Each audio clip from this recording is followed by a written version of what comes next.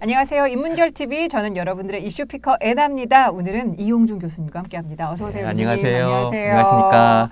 자, 다들 건강하게 이 방송 함께하고 계실지 일단은 지금 좀 일상으로 돌아갈 수 없는 그런 상황인데 저희가 방송을 녹화하고 있는 현 시점은 3월 31일이고요. 네. 제가 웬만하면 이렇게 막 세월이 가고 날짜가 가는 거 별로 반기지 않아요. 네. 근데 월요일에 3월 30일에 책상 달력을 보자마자 4월로 넘겨버렸어요. 네. 예. 올 3월이 너무 이걸 어떻게 받아들여야 되지라는 생각을 하면서 좀 시간을 보낸 것 같은데 어쨌든 3월 한 달이 이렇게 흘러가고 있고 또 별반 다르지 않은 상태에서 코로나 전국 속에서 지금 저희가 이 방송을 진행을 하고 네. 있습니다. 자, 근데 오늘 교수님과 함께 국제법으로 읽는 시사 시간을 좀 마련을 해봤는데요.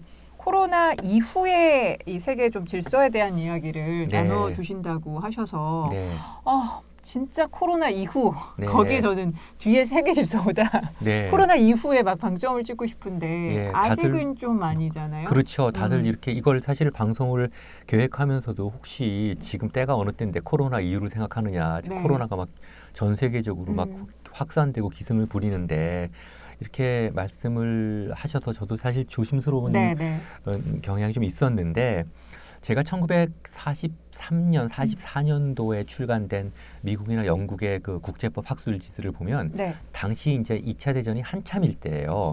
근데 이미 미국의 국제법 학자들이 전후 세계의 질서에 대한 그런 디자인을 하고 있더라고요. 제가 좀 놀랐습니다. 그래서 근데 이 코로나가 지금 되게 고통스럽지만 결국은 끝나요. 당시 1918년 당시 18억 세계 인구의 중에서 5,400만을 사망케 했던 스페인 독감도 9개월 만에 끝났거든요. 가긴 가고 근데 인류가 나름대로 치료제라든지 어떤 방식을 개발을 하겠죠. 백신도.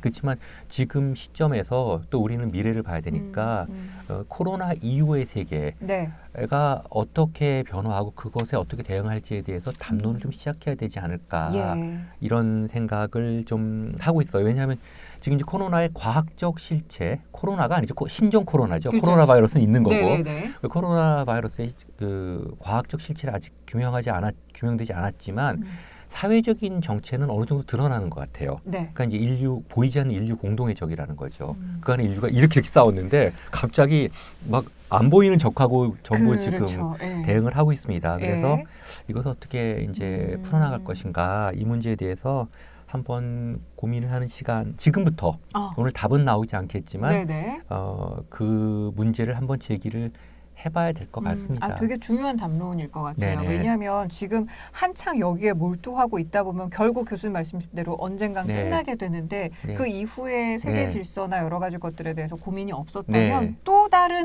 바이러스와 같이 우왕좌왕하는 그런 모습도 있을 것 같아서 금색이 들어와서 이런 식의 문제가 두 번 있었죠. 코로나 포함해서 첫 번째가 9.11이고 9.11인데 9.11은 이렇게 퍼지는 게 아니라 뻥 터지고 그 다음에는 흥분하니까 그 체계적인 대응을 생각을 못하고 막 미국이 막 계속해서 중동 공격을 하는 방식으로 갔죠. 그러다 보니까 미국도 큰 피해가 왔고 세계의 질서가 많이 이렇게 붕괴됐는데 이것도 사실은 9.11을 못지않는 어떤 정말 어떻게 보면 스멀스멀한 내상을 지금 세계 경제, 사회, 정치 모든 거에 주고 있거든요. 근데 이건 글쎄 9.11과 좀 다르게 이렇게 시간차를 두고 계속 시간을 두고 그 우리한테 피해를 주고 있기 때문에 어떻게 보면 우리가 좀 이런 미래를 고민할 수 있는 시간은 좀 있는 것 같아요. 그래서 지금부터 준비를 해나가야 되지 않을까 그런 생각을 하고 있습니다. 알겠습니다. 그럼 오늘 하나하나 좀 짚어볼게요. 일단 그 코로나 대응 과정에서 봤을 때 어떤 국제적인 공조를 이야기할 때는 WHO 얘기를 안 할 수가 없는데 사실 평가에 대해서 이미 좀 비판이 많죠. 비판적인 면들이 좀 많이 있어요. 교수님 어떻게 보셨는지요? 물론 지금 WTO의 이제 가장 기본적인 체제가 WHO. 죄송합니다. 하도 제가 워낙 WTO를 일을 하시니까. 저는 사실은 트레이드 로이어는 아닙니다. 아닌데 요새 근데 WHO의 그 가장 기본적인 그 팬데믹, 그 에피데믹 전염병 대응 시스템이 이제 정보 공유하고 위험 경보 시스템으로 되어 있는데요. 네네. 그게 이제 지난 시간에 말씀드렸던 그 International Health Regulation 국제 보건 규칙 이제 2005년에 이제 나온 네. 그건데 그 정보 공유 시스템에서도 그 샘플 공유를 요번에 그 규정하지 않아 갖고 중국에 샘플을 나오고도 그것을 공유하지 않는 바람에 국제적으로 대응이 늦었죠. 그리고 WTO가 그 문제에 대해서 중국에 대해서 강력하게 좀 그것을 강제할 수 있는 그런 정치적, 법적 어떤 툴이 없었어요.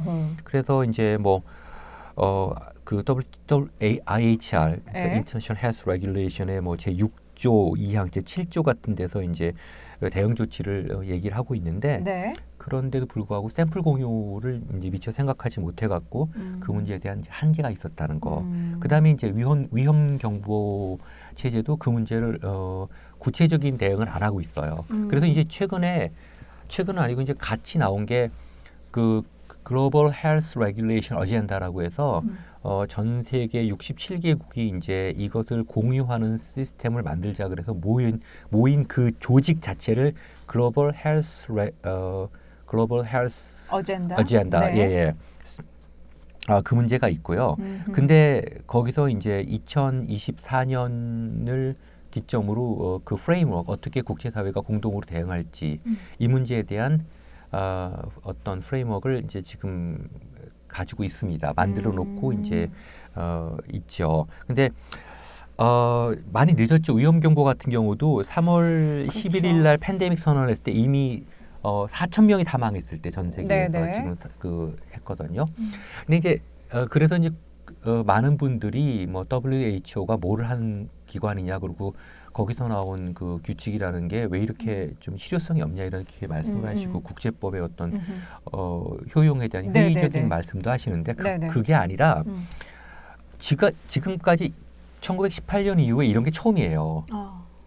그러니까 2차 대전 후에 본격적으로 국제사회가 형성됐을 때 이런 경험이 없었던 거예요. 국지전만 있었지. 네네. 그러니까 WHO에서 죄송합니다. WHO에서 이러한 법규 정비, 입법적 정비를 좀 못한 거예요. 그러니까 연성법이라고 해서 어떤 선언적인 기능만 이렇게 만들어 놨거든요. 네네.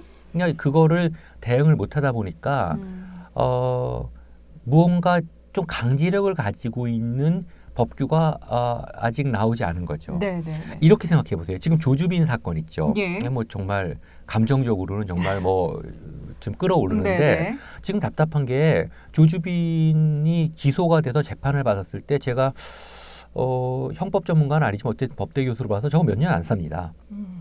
왜냐하면은 적용 법규가 없어요. 그러니까 지금 어떤 실체가 있는데 그 실체를 규제하거나 관찰하거나 관리를 할 만한 어떤 법적인 규제 자체가 미처 못 따라가는 것에 정말 전형적인 게 이런 조주빈 사건이고 디지털 성착취 맞습니다. 관련된 거 그리고 이 지금 네. 전 세계적인 바이러스 관련된 문제도 그 비슷하게 그렇고. 지금 제가 그 예를 들어드리는 건데요. 제가 네네. 생각해 보니까 그런데 지금 국회에 계류 중이거든요. 몇 년째 계류 중이래요. 해달라고 그걸 그런데 그거에 대한 특별법 그 디지털 성착취 성폭력에 대한 그 특별법이 국회에 통과가 안 되다 보니까 과거에 있는 일반법으로 하거든요.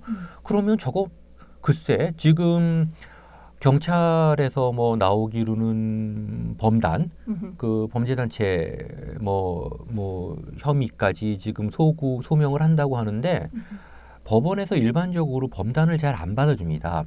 예, 그거는 굉장히 엄격한 조건을 갖고 있어요. 근데 이제 그렇게 하면은 제가 뭐 그쪽 전문가는 아니지만 저 들어가서 몇 년 안 삽니다. 그리고 공분을 사는 것에 비해서는 몇 년 안 살고 나와요. 그리고 지금 국민들은 저것 때문에 전부 다 분노하고 계시지만 이제 다른 사건 나고 한 몇 달 지나고 1년 지나 보세요. 그러면은 조주빈이 뭐 그냥 뭐 사라진 사람이 되고 그냥 몇 년 살다 나오는 거면 또 저짓하는 거거든요.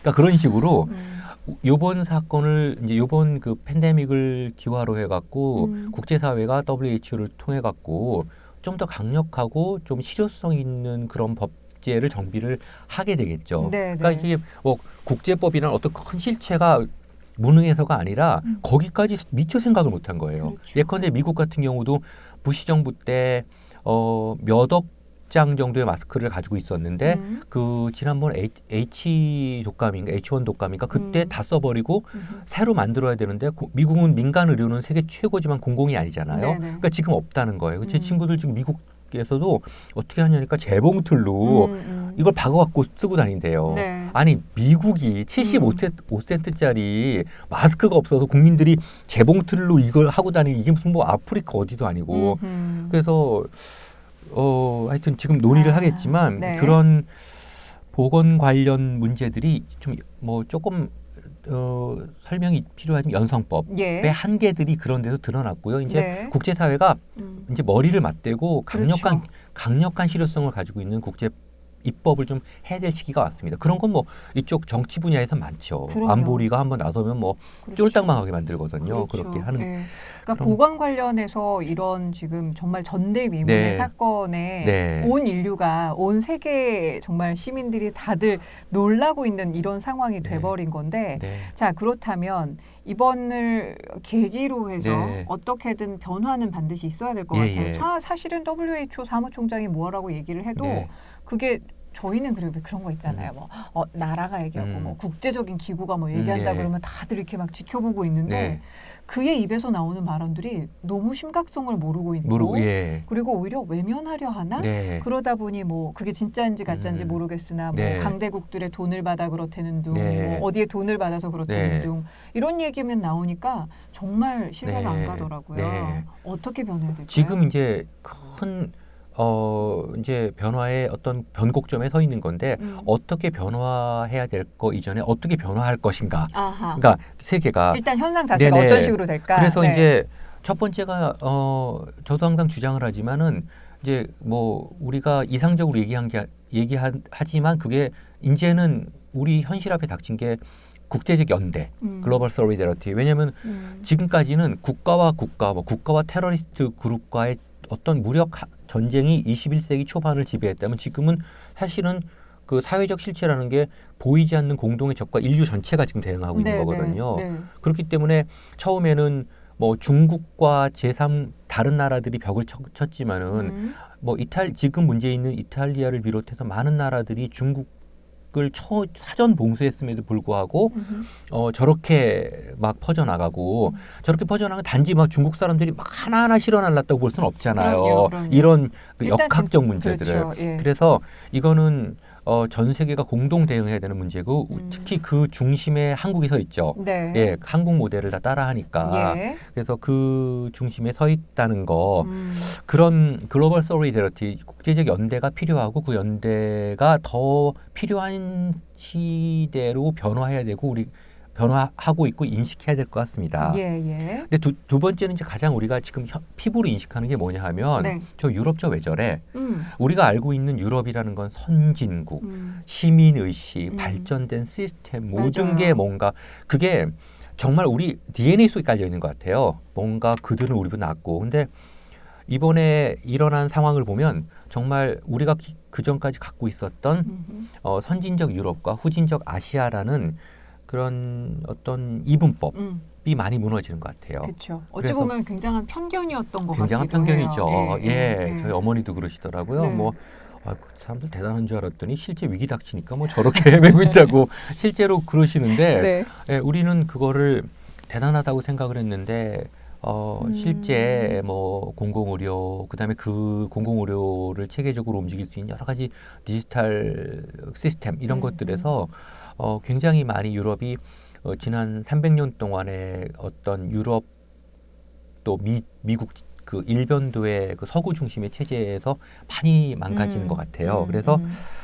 이 문제를 또 새로운 차원의 국제적인 패러다임으로 좀 변화시킬 필요가 있는 것 같습니다. 우리도 좀 네. 많이 바뀌어야 되는 게 너무 좀 서양 사람들에 대해서 좀 우리 동료고 이렇다기보다는 좀 너무 좀 약간 예. 이렇게 숭배한 느낌. 네네네. 그러니까 저는 근데 그게 식민사관에서 계속해서 연속이 당연하죠. 됐던 것 같아요. 괜히 예. 우리 민족은 네. 뭐든 정말 약소국에서 네. 정말 힘들게 네. 그냥 버티고 있는 민족이라는 네. 이미지로 배워왔고 어렸을 때부터. 네. 근데 뭐 서구권 같은 경우는 뭐 정말 찬란한 오래된 네. 역사 속에서 문화적으로도 굉장히 부흥했고 이런 네. 식으로 교육받고 갖고 있었던 그런 게 그들을 높이 보는 건 물론 네. 좋지만 그들을 높이 보는 반대급부로 맞습니다. 우리를 굉장히 초라하게 초라하게. 생각했었는데 그건 좀 잘못된 맞습니다. 편견이었던 것 정확한 같아요. 지적이신 게 전쟁과 그 외세의 강점을 받았다는 건 역사가 단절된다는 뜻이거든요. 네. 근데 그 역사의 단절이 어떻게 얘기해야 될까? 이렇게 영국이나 프랑스의 지배를 받았던 나라들의 특징들이 있는데 우리는 후발 제국주의의 강점을 받았거든요. 근데 그 네. 일본의 특징이 뭐냐면 개화가 될 때 일본은 기본적으로 굉장히 컴플렉스가 많은 그 역사적인 컴플렉스가 많죠. 발전된 대륙의 중국 대륙의 발전된 문명으로부터 우린 소외된 그런 약간의 이등 시민이다라는 게 있었는데 17세기쯤 들어와서 유럽 사람들을 보니까 이거 신인류가 온 거예요. 그래서 그쪽으로 방향을 틀었죠. 난 이쪽에 손 안 잡아. 손 안 잡아. 그리고 걔들이 보니까 뭐 신무기도 갖고 오고 그래서 중국도 그냥 이렇게 해주고 그러다 보니까 아주 자기네들을 유럽에 비해서 많이 모자란 사람이라고 생각했고 우리의 지배를 받는 너희들은 그만 더 열등해. 이렇게 된 거죠. 그러다 보니까 우리한테 그런 식민사관들이 암암리에 서양에 대한 어떤 열등감으로 굉장히 자리 잡고 있어서 심지어는 저희 분야도 그런데 전혀 한국을 모르고 뭐 중국 전문가, 미국 전문가 이런 분들이 얘기한 툭 던진 한국에 대한 사실은 얘기들도 그냥 뭐 절대적으로 받아들이는 그런 경향이 있거든요. 왜 우리 흔히 그러잖아. 외신 가라사대. 외신 가라사대. 외신은 말할 것도 진짜로 그 외신이에요. 외신. 그분이 솔직히 제가 이런 말씀 드리기 뭐는데 그 외신을 영어로 읽으셨는지 모르겠어요. 아니 저기 혹시 자료 화면 가능하시면 PD님 부탁드립니다. 외신에서 그랬잖아요. 외신에서 그렇게 발표를 했잖아요. 외신이 예, 그랬는데 그분이 그 외신을 진짜 읽어보셨는지 우리 임 소장님이 가셔서 좀 가끔 과외를 시켜주셔야 되는데, 예, 그래서 그렇네요. 그런 지금 문제들이 어찌 보면 지금 이렇게 전 인류가 함께 당면한 문제를 해결하는 방식을 보면서도 이게 우리가 지금 굉장히 후진적이었던 것이 아니었는데 그거에 대해서 너무 좀 이렇게 좀 경직된 사고방식을 가졌던 것에 대한 자각을 좀 하게 됐다는 거. 그런 문제들이 그래서 정말 앞으로의 국제사회가 그런 후발 좀 개발도상국인 아시아와 선진적인 유럽의 그런 이분법이 아니라는 거.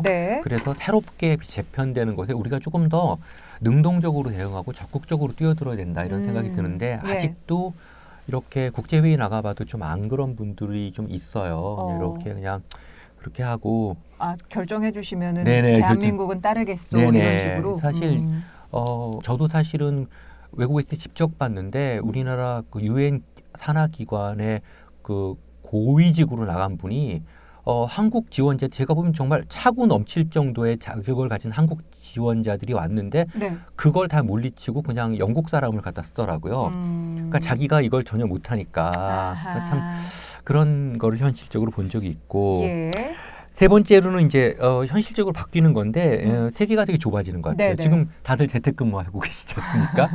네, 저희도 지금 원격 강의하고 있거든요. 저희 학교는 웨백스 씁니다. 근데 저도 사실 원격이라는 개념들을 최근에 알았는데 요번에 알진 않았어요. 작년 뭐 재작년쯤 알았는데 처음에 이제 스카이프 쓰고 그러다가 뭐 줌도 쓰고 근데 그게 사실 꼭 사람이 이렇게 물리적으로 꼭 모여야 될 항상 그럴 필요는 아니더라고요. 그래서 조금 더 그러한 디지타이제이션, 그러니까 디지털을 통한 어떤 세계의 변화, 물리적 변화 이런 것들을 대응을 해야 될 것 같습니다. 뭐 일례로 원격 강의 문제들인데 예전부터 좀 제가 주장을 해왔던 거거든요. 최근에 보면은 왜 미국이나 유럽의 명문 대학들은 그 강의 동영상으로 띄우지 않습니까? 저도 사실은 굉장히 신기했어요. 뭐 앞으로 뭐 몇십 년 후에는 뭐 대학에 뭐 몇 분의 일이 없어질 거다 뭐 이러는데 사실은 전 기본적으로는 반대인 게 그 학문과 진리의 전달이라는 건 사실은 스킨십이 좀 있어야 되거든요. 인격과 인격의 만남이긴 한데 이 사람들이 지금 추구하는 건 뭐냐 하면은 강의의 그 컨텐츠가 가지고 있는 부가가치 이거를 전방위적으로 전 지구화하자는 소리입니다. 그러니까 예전 같으면 예를 들어서 뭐 하버드 대학이다.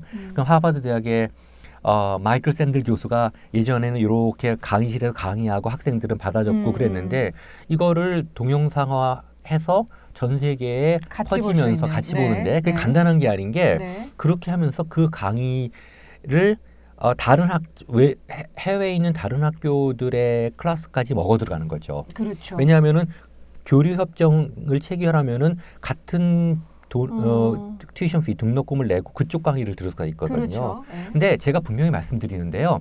이것도 또 똑같이 다이커터미를 하버드 대학 교수라고 더 강의를 잘하는 게 아니에요. 더 실력 있는 게 아닙니다. 네. 그 사람들이 한국 문제를 어떻게 알아요? 저는 요즘 가갖고 한국 문제에 대한 진지하게 우리 얘기를 들으라고 얘기를 합니다. 네, 우리는 네. 고민했다. 예. 근데 그렇죠. 그게 뭐가 좋냐 하면 제가 들어봐도 그 강의의 컨텐츠를 최대화시킬 수 있는 시스템이 좋아요. 예컨대 제가 지금 강의를 하는데 세계 최고 두뇌 박사과정 조교 4명이 강의 때문에 붙고 네. 교육적으로 네. 붙고 네. 한 10명 정도의 석사과정이 데이터 다 같이 모아서 딱딱 샘플해 갖고 네.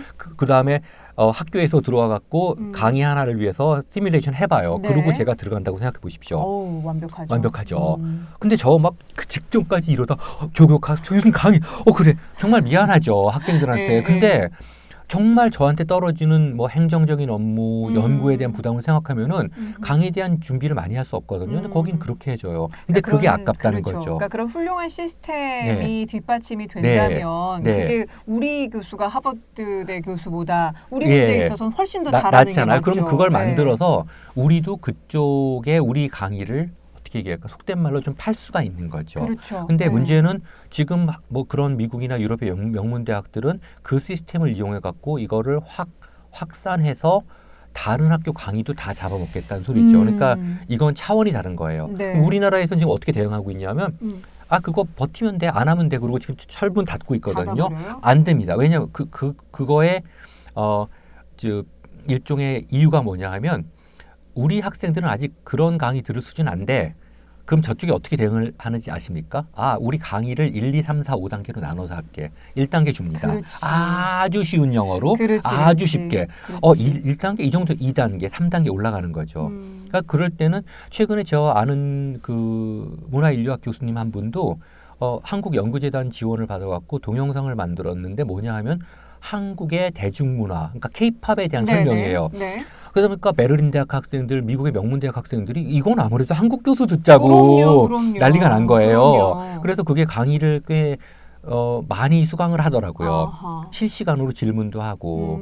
이제 앞으로는 사실은 저도 뭐 지난 겨울에 해외에 있어서 이제 뭐 우리 이민 뭐 여기 방송도 못했지만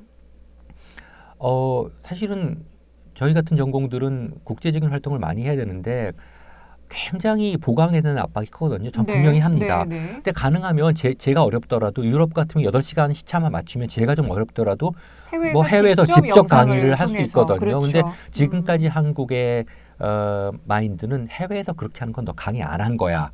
라고 근데 강의 안 하지 않거든요. 그렇죠. 그리고 출석도 더 엄격한 게 옆에 사람이 다 떠요. 그렇죠. 떠서 네. 보통 이렇게 저도 어렸을 때 그랬으면 대리 출석이 안 돼요. 다 떠요. 얼굴이 너 누구. 그렇기 때문에 훨씬 더 강의를 할 수 있는데 최근에 그렇지. 웹엑스나 이런 걸 통해 또 각 회사들, 기업들이나 사회단체들도 이렇게 하면서 재택근무를 하면서 서로 영상으로 그걸 보면서 이런 디지털화가 조금 더 가속화되지 않을까. 그렇죠. 그러니까 지금 그런 세계가 생각을 합니다. 좁아진다라고 네. 표현을 해주셨는데, 네. 그러니까 어찌 보면 우리가 좀 막연하게 네.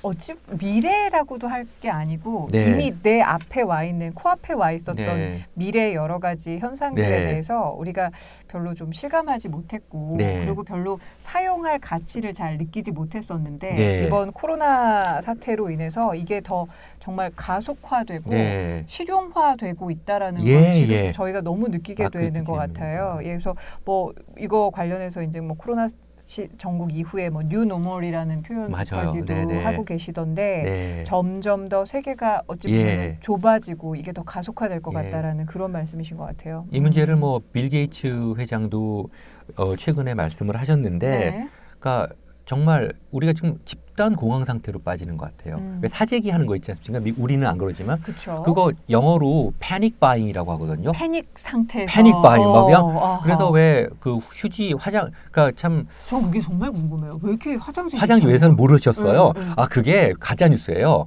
그러니까 뭐 화장지로 뭐 마스크를 대용할 수 네, 있다는? 그 아니 중국 그러니까 화장지의 원료가 중국에서 대부분 나오는데 중국 정부가 그 화장지 원료를 전부 마스크로 마스크 생산에 투입한다 그래서 화장지가 없을 거라 그러니까 그게 사실은 가짜 뉴스인데 전 세계가 화장지를 싹쓸이 해버린 거죠. 그래서 미국에서 슈퍼마켓에서 나오는 화장지 진짜 막 이따만큼 사갖고 나오는 사람한테 이거 왜 샀냐 그러니까 나도 모르겠다. 옆 사람이 사니까 샀다. 근데 화장지라는 거는 생존의 필수품이 아니잖아요. 네. 화장지 없다고 우리가 죽습니까? 그러니까요. 근데 인간이 그렇게 패닉된 상태로 가니까 그쵸. 그 빌 게이츠 회장도 화장지 구입이 우리의 목적이 될 수는 없다. 네. 그렇게 말씀을 하셨고 네. 저도 이거 공감하는데 되게 이거는 거대한 죽이다 그렇게 말씀을 하시면서 저도 사실 되게 조심스럽지만 빌 게이츠 회장의 말씀을 빌자면 이것은 신종 코로나 코비드-19 이 19는 파괴자라기보다는 거대한 조정자일 수 있다. 어떤 말씀이신지 알겠네요. 그리고 저도 개인적으로는 어떤 인간의 오만에 대한 어떤 신의 경고, 뭐 신이 꼭 어떤 종교가 아니라 신의 경고가 아닐까 그런 생각을 좀 해보면서 네. 좀 더 보는 시간이 좀 앞으로 더 있었으면 좋겠습니다. 그러니까 지금 코로나19로 인해서 어찌 보면은 저희가 그동안 외면해 왔던 것들 있잖아요. 이런 뭐 기술의 진보를 우리 사람이 못 따라가는 것도 있지만 그냥 외면해 왔던 굉장히 더 약자들, 사회적인 약자들에 대한 고민도 더 많이 하게끔 하고. 맞습니다. 근데 정말 이제는 이거는 앞서도 저희가 전제를 달았습니다만 코로나 사태가 종식은 될 거고. 네, 결국은 되겠죠. 그렇죠. 그 이후에 이런저런 좀 고민할 거리들 반드시 좀 지금 근데 이 시점에 짚어봐야 할 것들을 살펴보긴 했습니다만 빨리 종식이 돼서 정말 마음 편히 이탈리아에 있는 친구들과 다시 좀 교류할 수 있고 이러면 좋겠다는 생각을 가져보면서 오늘 국제법으로 읽는 시사 우리 이용중 교수님과 함께 시간을 마련해봤습니다.